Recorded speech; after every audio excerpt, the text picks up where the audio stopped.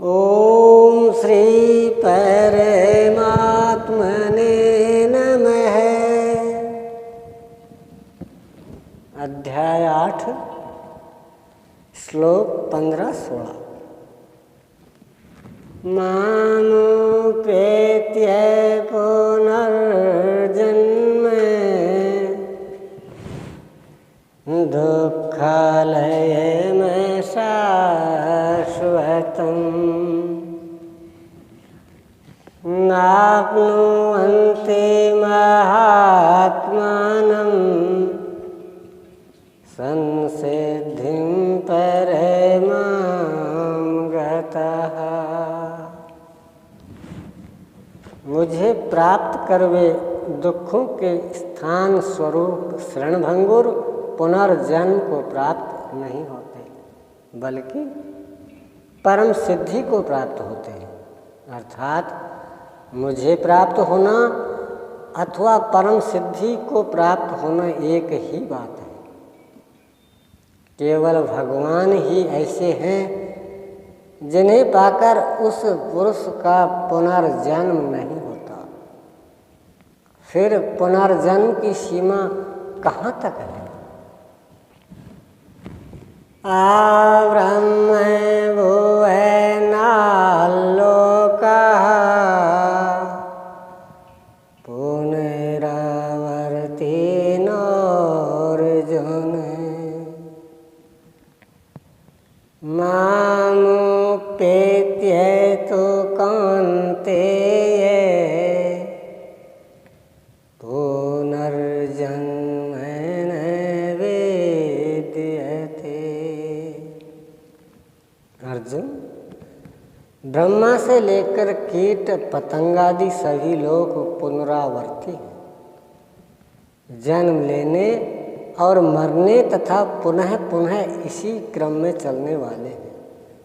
किंतु कौन्ते, मुझे प्राप्त होकर उस पुरुष का पुनर्जन्म नहीं होता।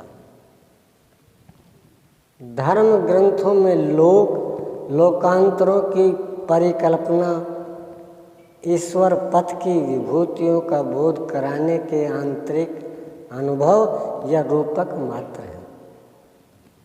अंतरिक्ष में न तो कोई ऐसा गड्ढा है जहाँ कीड़े काटते हो, और न ऐसा महल है जिसे स्वर्ग कहा जाता हो।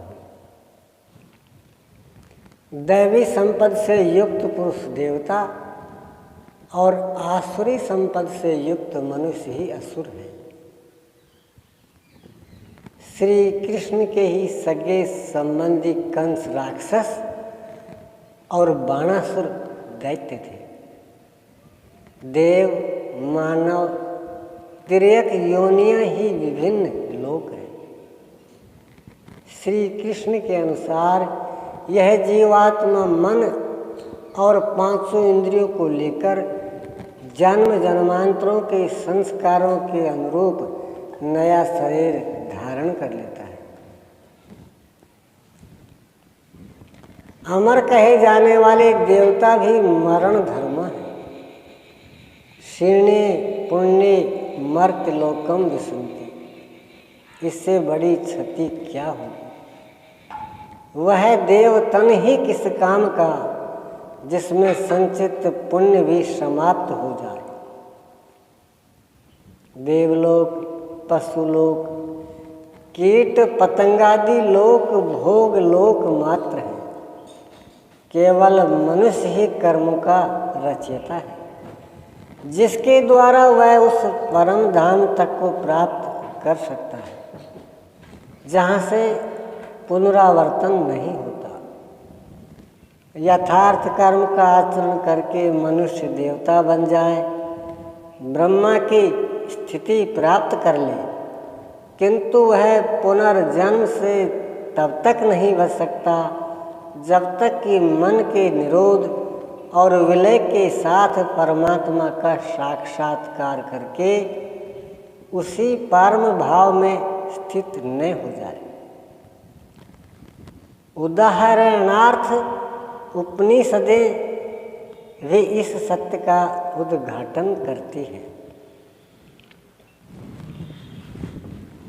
यदा सर्वे प्रमुच्यन्ते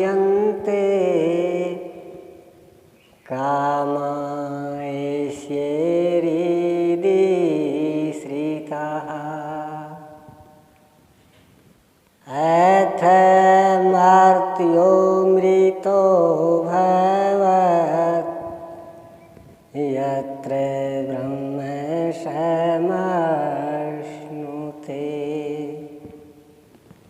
जब हृदय में स्थित संपूर्ण कामनाएं समूल नष्ट हो जाती हैं, तब मरण धर्मा मनुष्य अमर हो जाता है और यहीं इस संसार में, इसी मनुष्य शरीर में पर ब्रह्म का भली भांति साक्षात अनुभव कर लेता है। प्रश्न उठता है कि क्या ब्रह्मा भी मरण धर्मा है? अध्याय 3 में तो योगेश्वर श्री कृष्ण ने प्रजापति ब्रह्मा के प्रसंग में कहा कि प्राप्ति के पश्चात बुद्धि मात्र यंत्र है, उसके द्वारा परमात्मा ही व्यक्त होता है। ऐसे महापुरुषों के द्वारा ही यज्ञ की संरचना हुई है। और यहाँ कहते हैं कि ब्रह्मा की स्थिति प्राप्त करने वाला भी पुनरावर्ती है। योगेश्वर श्री कृष्ण कहना क्या चाहते हैं? वस्तुतः जिन महापुरुषों के द्वारा परमात्मा ही व्यक्त होता है, उन महापुरुषों की बुद्धि भी ब्रह्मा नहीं है, लेकिन लोगों को उपदेश देने के कारण, कल्याण का सूत्रपात करने के कारण ब्रह्मा कहे जाते हैं। स्वयं में वे ब्रह्मा भी नहीं है, उनके पास अपनी बुद्धि रह ही नहीं जाती। किंतु इसके पूर्व साधना काल में बुद्धि ही ब्रह्मा है।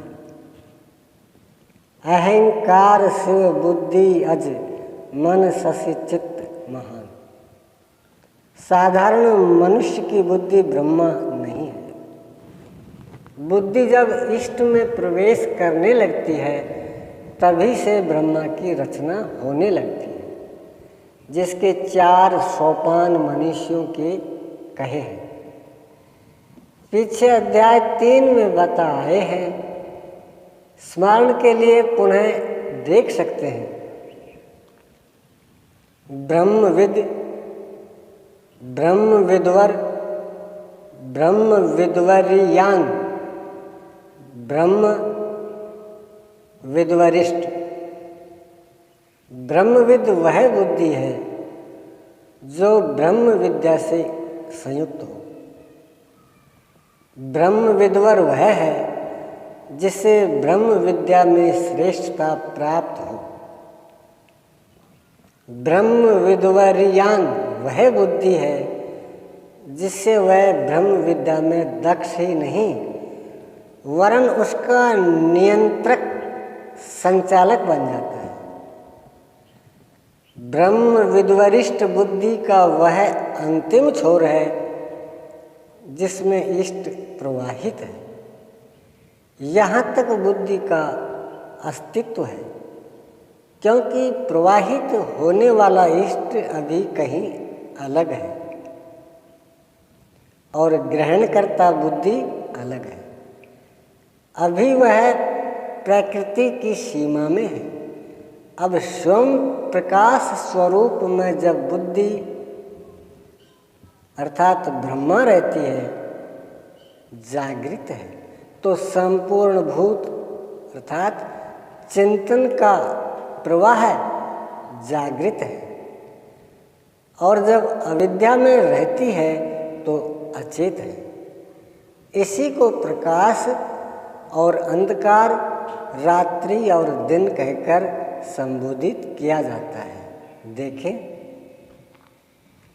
ब्रह्मा अर्थात ब्रह्म विद्वेत्ता की वह श्रेणी जिसमें इष्ट प्रवाहित है, उसको प्राप्त सर्वोत्कृष्ट बुद्धि में भी विद्या अर्थात जो स्वयं प्रकाश स्वरूप है उसमें मिलाती है। का दिन और अविद्या की रात्रि, प्रकाश और अंधकार का क्रम लगा रहता है, यहाँ तक साधक में माया कामयाब होती है। प्रकाश काल में अचेत भूत सचेत हो जाते हैं, उन्हें लक्ष्य दिखाई पड़ने लगता है, तथा बुद्धि के अंतराल में अविद्या की रात्रि के प्रवेश काल में सभी भूत अचेत हो जाते हैं, बुद्धि निश्चय नहीं कर पाती, स्वरूप की ओर बढ़ना बंद हो जाता है। यही ब्रह्मा का दिन और यही ब्रह्मा की रात्रि है। दिन के प्रकाश में बुद्धि की सहस्रों प्रवृत्तियों में ईश्वरीय प्रकाश छा जाता है और अविद्या की रात्रि में इन्हीं सहस्रों परतों में अचेतावस्था का अंधकार आ जाता है। शुभ और अशुभ, विद्या और अविद्या, इन दोनों प्रवृत्तियों के सर्वथा शांत होने पर अर्थात अचेत और सचेत, रात्रि में विलीन और दिन में उत्पन्न, दोनों प्रकार के भूतों अर्थात संकल्प प्रवाह के मिट जाने पर उस अव्यक्त बुद्धि से भी अति परे शाश्वत अव्यक्त भाव मिलता है, जो फिर कभी नष्ट नहीं होता। भूतों के अचेत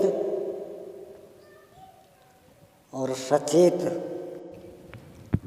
दोनों स्थितियों के मिटने पर ही वह सनातन भाव मिलता है।